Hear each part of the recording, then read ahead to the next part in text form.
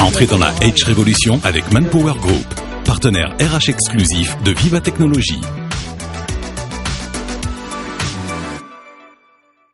Où il exprimait sa vision de l'enseignement supérieur et surtout la transformation que l'enseignement supérieur devait opérer et la transformation qu'il allait faire de l'EM Lyon. Depuis 1 an, cette transformation est faite. Aujourd'hui, l'EM Lyon est en train de former les leaders de demain. On va lui passer la parole pour comprendre comment on forme les leaders de demain et peut-être ce qu'est un leader pour demain. Merci Christian. Bonjour à toutes et à tous. Alors ravi de passer un moment avec vous, mais je vais vous confesser que j'ai l'impression d'être un peu un dinosaure, parce que quand on se promène tout autour et qu'on voit toute l'intelligence, toute la modernité qu'il y a, et puis qu'on voit que le monde de l'éducation résonne encore un nombre d'élèves par salle de cours, sur des programmes en 5 ans, sur des publications d'articles qui vont prendre 3 ans, 4 ans, on se dit qu'il y a quand même un monde qui est celui d'aujourd'hui, et puis il y a le monde d'hier. Et donc, moi, mon métier, c'est tout simplement de développer l'employabilité des individus. Et donc, on a eu cette réflexion de se poser la question, qu'est-ce que le monde de demain attend et qu'est-ce que l'entreprise... Alors, j'appuie sur la technologie. Voilà, c'est bien. Alors, pour former les leaders de demain et pour ne pas être ces dinosaures qui demain ne serviront plus à rien, ça va mieux comme ça. Excusez-moi. Je recommence depuis le début? Non, ça vous va. Très bien. Vous avez pitié de ma mémoire. Oui, donc, que font les autres? Quels sont les challenges que le monde de l'emploi et le monde de l'entreprise va avoir à résoudre dans les années à venir, et en quoi ça va impacter le monde de l'éducation? Alors tout d'abord, un certain nombre de ruptures. Alors je vais aller très très vite parce que vous les connaissez toutes. Mais simplement, si vous prenez la rupture, on va dire, industrielle et scientifique, il faut juste savoir que pour des gens qui ont l'habitude de diffuser le savoir, ça veut dire que demain, dans 3-4 années, on sait qu'il y aura la possibilité pour chacun d'entre nous d'acheter une machine learning représentant un cerveau humain à $1000. Tout simplement parce qu'on arrive sur des capacités d'avoir 10 000 trillions d'opérations à la seconde. Quand moi j'ai acheté ma première calculatrice, je vous dis pas que 4 opérations il y a 40 ans, elle faisait 1000 opérations à la seconde. Aujourd'hui, on va sur du 10 000 trillions opérations à la seconde, et c'est la vitesse du cerveau. Et ce sera $1000. Le monde de demain, ce sera aussi 8 milliards d'individus connectés. On estime à peu près à une centaine d'objets. Vous multipliez les 8 milliards par 100 objets connectés, ça vous donne le nombre d'objets qu'il y a qui seront connectés dans le monde. Également une rupture économique. Pourquoi cette rupture économique? Parce que tout simplement, on a un phénomène de démonétisation. Qu'est-ce que c'est que la démonétisation? Vous le savez comme moi, c'est quand la technologie permet de rendre un service ou un produit gratuit ou très peu cher. Alors, on le sait tous, et on l'a vu avec la photo, on l'a vu avec Uber, on l'a vu avec ça.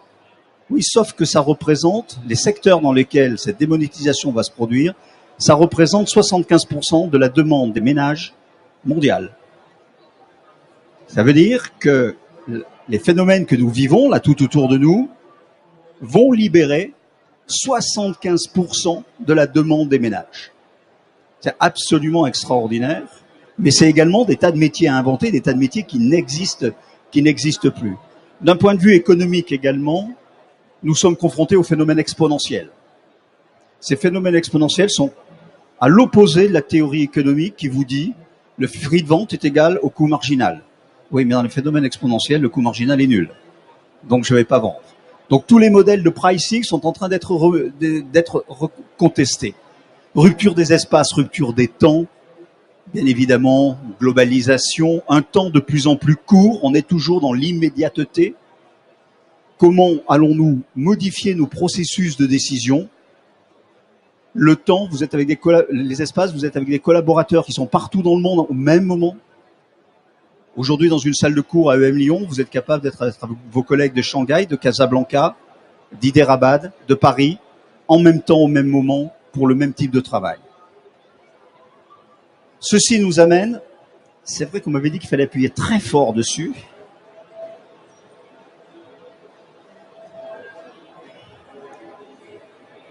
Alors là, ah ben si, ça marche. Donc, je vais vous garder, Christian, à côté de moi. En réalité, le monde de l'éducation ont connu un certain nombre de secteurs. L'un des grands principes de l'économie numérique, c'est de transformer un secteur où il y a des stocks en un secteur où il y a des flux. C'est le passage de l'économie des stocks vers les flux. Tout ce que vous avez vu changer aujourd'hui, c'est en train de se... Quel nouveau type de métier, quel nouveau type d'organisation il va falloir pour transformer cette logique de stock en flux. Alors, prenez le cas de l'éducation. Et comme c'est quand même mon métier, vous avez sur la droite de l'écran ce qui va disparaître. C'est-à-dire tout ce qui est l'éducation par les stocks et tout ce qui va se transformer en éducation par les flux. Alors, sur les éducations par les stocks, c'est un apprentissage épisodique. Même maintenant, on vous dit, bah, vous passez de telle année à telle année, vous rentrez le 15 septembre.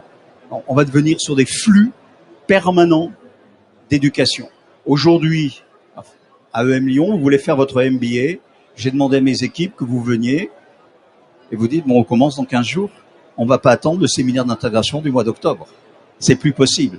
Mais il faut changer les comportements de tous les individus. On était sur des savoirs stockés dans des profs, stockés dans des bibliothèques. Aujourd'hui, on est sur des savoirs totalement disponibles, n'importe où. On est sur des flux de savoir extrêmement divers. On est aussi sur des flux d'expérience. Au passage, des stocks au flux. Pendant très longtemps, le monde de l'éducation a été apporteur de contenu. C'est terminé. La chaîne de valeur qui était sur l'apport de contenu n'existe plus. Nous ne pouvons plus valoriser notre activité sur la diffusion des contenus. Un peu sur la production, et encore.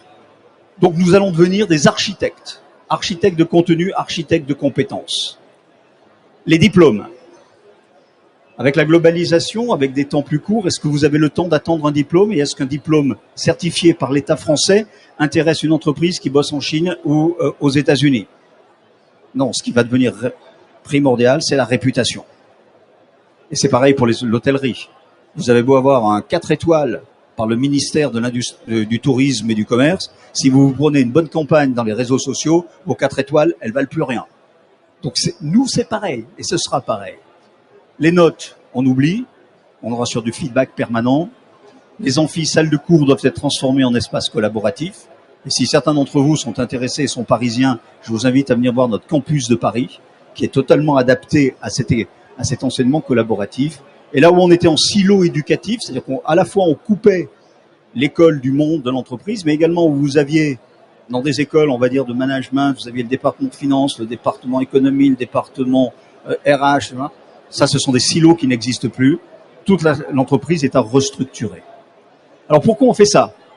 On fait ça parce que le monde de demain, vos entreprises, j'ai beau appuyer, voilà, vos entreprises, pour résister à ce monde de demain, le facteur clé de chaque collaborateur d'une entreprise, de chaque entrepreneur, sera sa capacité de créativité et d'adaptabilité.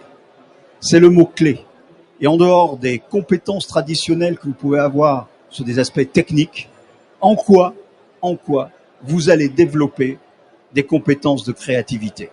Et le modèle que nous avons mis en place dans la restructuration de nos programmes de formation, c'est de s'appuyer sur 5 grandes compétences pour un monde numérique, pour ce monde, comme je vous ai dit tout à l'heure, qui cherche de plus en plus de rapidité, de plus en plus de puissance, qui, par la démonétisation, renverse les rapports de force entre les agents. Alors, si vous le voulez bien, regardons à quoi correspondent ces compétences. La première, c'est être ce qu'on appelle nous un penseur créatif, un creative thinker. Premier élément, et je vous informe que ce que vous voyez dans ce qu'on appelle le computational thinking, ça devient un cours socle pour tous les étudiants de EM Lyon à partir de l'année prochaine. C'est quoi le computational thinking? C'est ce dont je vous parlais tout à l'heure. C'est être capable de travailler avec une puissance de calcul qui devient quasiment infinie. C'est d'être capable de travailler avec des modèles mathématiques qui ne sont plus les modèles existants. C'est d'être capable de travailler autrement qu'en hypothético-déductif, mais d'être capable de travailler en inductif. Alors bien évidemment, c'est pour former. On me dit c'est le big data, c'est toutes ces choses-là, mais ça, c'est que c'est qu'un élément. Donc des compétences pour être un penseur créatif, il faut ces compétences. De la même manière, nous assistons aujourd'hui à des analphabètes, on peut avoir en face de nous des analphabètes numériques. C'est pas parce qu'ils savent taper sur un smartphone, c'est pas parce qu'ils sont digital natives, qu'ils sont automatiquement performants sur la recherche d'informations, sur la capacité à vérifier la pertinence, et du coup, vous vous retrouvez comme quelqu'un qui sait à peine lire dans une bibliothèque. Comment développer cette alphabétisation au monde numérique? Troisième caractéristique forte, c'est l'adaptabilité. Être capable de dire, je ne sais pas ce qui se passe dans mon métier dans 2 ans, comment je vais faire? Comment pouvons-nous, alors nous par exemple dans l'éducation, ça commence, et même vous recruteurs, j'ai encore des recruteurs qui viennent et qui nous parlent de plan de carrière. Je trouve ça assez scandaleux de parler de plan de carrière, alors qu'on doit parler de sa propre capacité à entreprendre, sa propre capacité à évoluer, sa propre capacité à s'adapter. Et puis, habituer nos étudiants à penser différemment et à casser les modes de pensée. Alors, permettez-moi un petit clin d'œil, un petit sourire. C'est ce que j'appelle moi la théorie de la banane. Pas toujours avoir la théorie de la banane. Chaque fois que vous mangez une banane maintenant, vous aurez envie d'avoir une nouvelle idée. Pourquoi? Parce que si on essaie d'amener les individus, nous-mêmes, à raisonner différemment, à raisonner de manière inversée, ça veut dire qu'il faut être capable de tout voir. Comment vous mangez une banane? La manière de droite.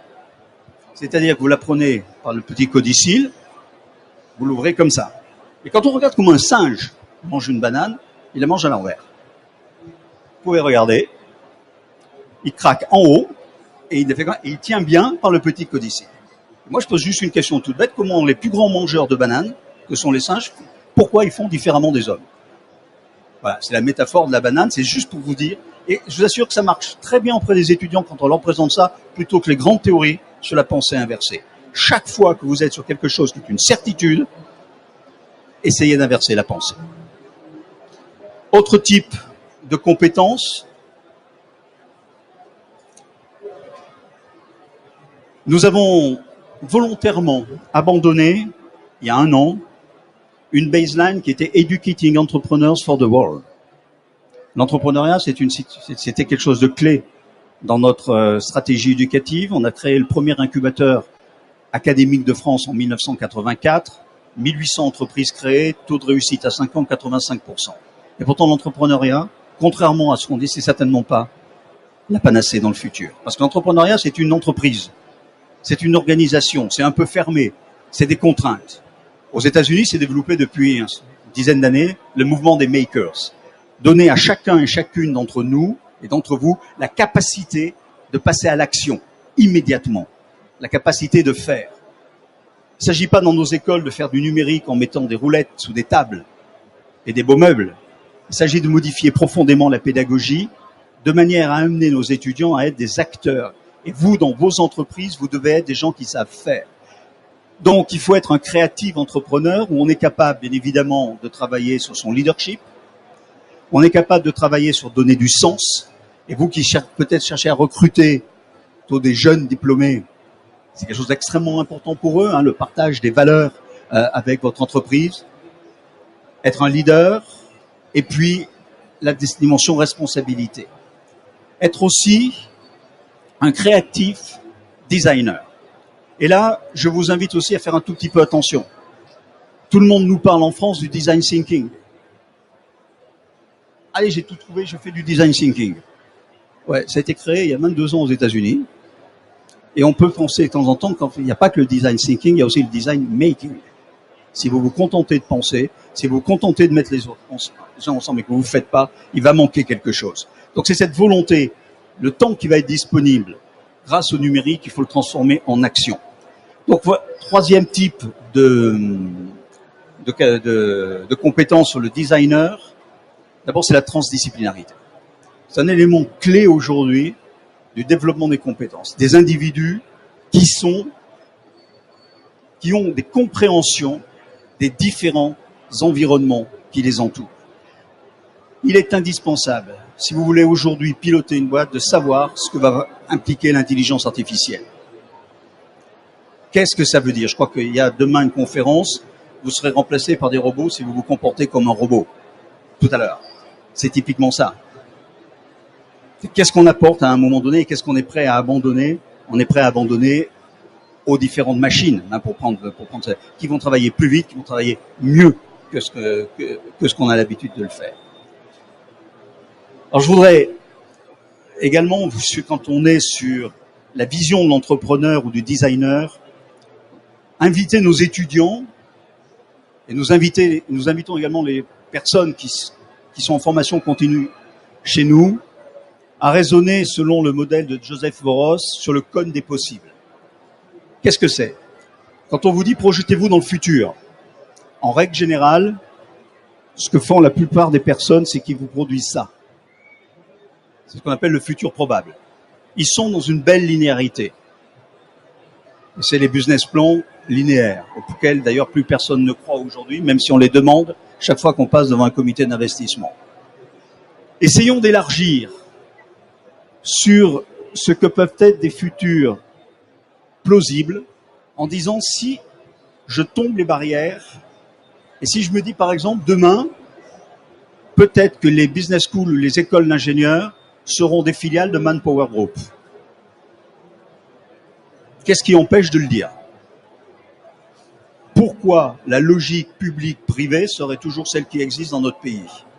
Voilà comment vous devez amener les étudiants à se poser des questions qu'on ne se pose pas normalement. Pensée inversée, banane. De la même manière, il faut aller encore plus loin, et c'est d'imaginer des futurs quasiment impossibles. Et quasiment impossible, c'est peut-être de dire que dans 10, 15, 20 ans, il n'y aura plus d'enseignement supérieur, isolé avec des murs, mais qu'il sera peut-être dans le monde de l'entreprise, dans le monde de la création, dans le monde de l'entrepreneuriat, et qu'on aura complètement changé ce qu'était l'université, qui a vécu la révolution du livre, et qui, pour diffuser cette révolution du livre, a eu besoin de lieux symboles. Qu'est-ce qui nous empêche de le dire aujourd'hui, quand nos bibliothèques sont ouvertes 24 heures sur 24, 7 jours sur 7, permettent à un étudiant qui est en train de lire un article, de voir qui est en train de le lire dans le monde, d'engager la discussion, de conserver le résultat de la discussion et de le partager avec les membres de la communauté qu'il a créée. C'est ça la nouvelle éducation, et c'est celle qui va correspondre au monde de l'entreprise de demain. C'est cette connectivité permanente, cette collaboration permanente. Et c'est à la demande. Il y a deux caractéristiques fortes de l'économie numérique, le collaboratif et à la demande. On ne peut pas demander à un étudiant aujourd'hui, et vous ne pouvez pas demander à un de vos collaborateurs, d'aller au centre de documentation qui est ouvert entre 9h du matin et 17h. C'est terminé. De la même manière, quand j'ai commencé à lancer en France les premières bibliothèques électroniques, j'ai eu contre moi toutes les bibliothécaires. Mais alors, c'était presque la fatwa, hein.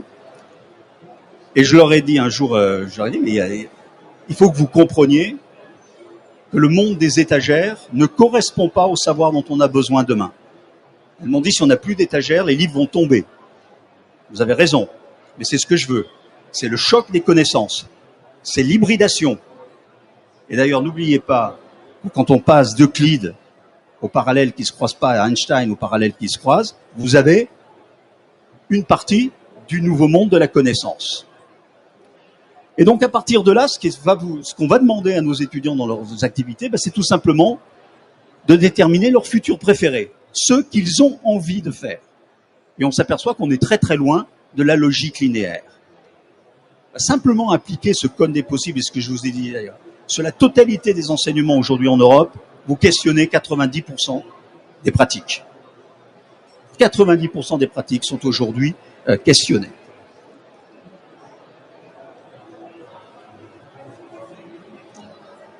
Et je terminerai sur deux autres compétences fortes que j'ai récapitulé sur un item, c'est travailler avec les autres. Alors vous allez me dire, on a toujours travaillé avec les autres. Oui, mais là, c'est pas exactement de la même façon. C'est ce nouveau monde collaboratif qui amène que vous êtes amené à travailler parfois avec des concurrents, avec des gens qui sont en compétition avec vous. Et donc, bien évidemment, savoir travailler au niveau global. Et alors, chaque fois que je visite aujourd'hui ce qu'on appelle des incubateurs, je demande combien de projets d'incubation sont déjà pensés au niveau global. On me dit, mais non, Île-de-France.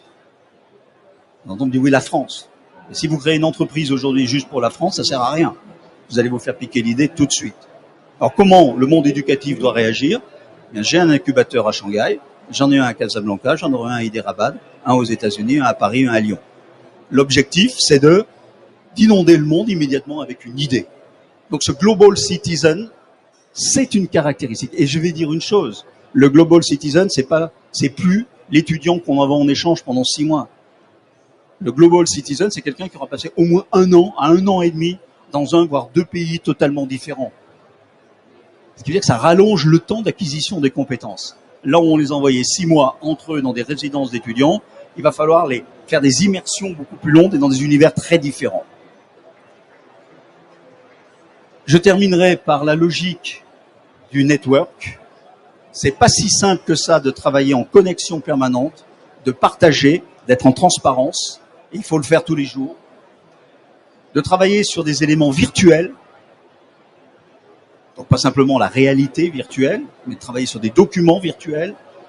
De pouvoir systématiquement faire appel au processus de foule. Nos étudiants doivent être habitués à travailler systématiquement sur les processus de foule. Ils ont une idée, ils ont une étude de cas, un projet. Ils peuvent pas le résoudre à 3 ou à 4. Donc ils doivent ouvrir le champ de leur réflexion. Parce que vos collaborateurs, vos projets d'entreprise demain seront des projets qui seront crowd quelque chose, soit financés, soit produits, soit vendus, et un certain nombre de choses. Et puis bien évidemment, comme on est dans des logiques permanentes de team working, d'échange, comment on ne reste pas juste dans une relation extrêmement, je vais dire, ténue, superficielle, mais comment on donne du sens social.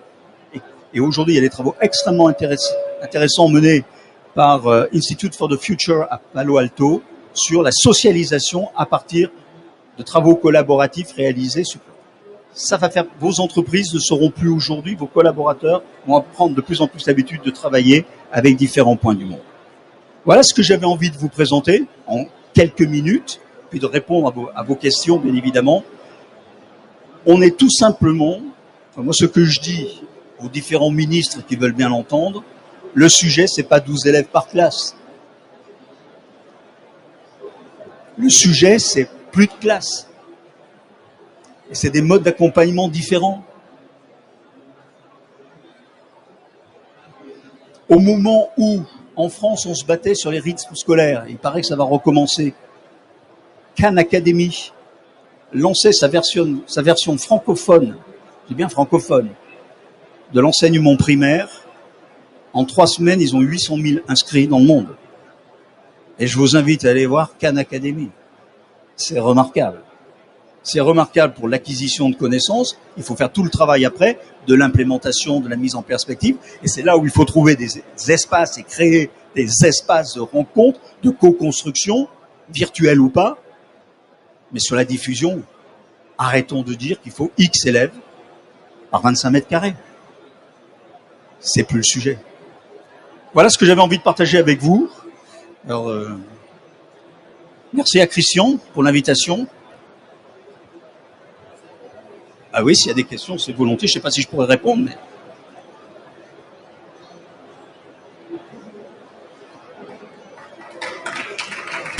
Entrez dans la H Révolution avec Manpower Group, partenaire RH exclusif de Viva Technologies.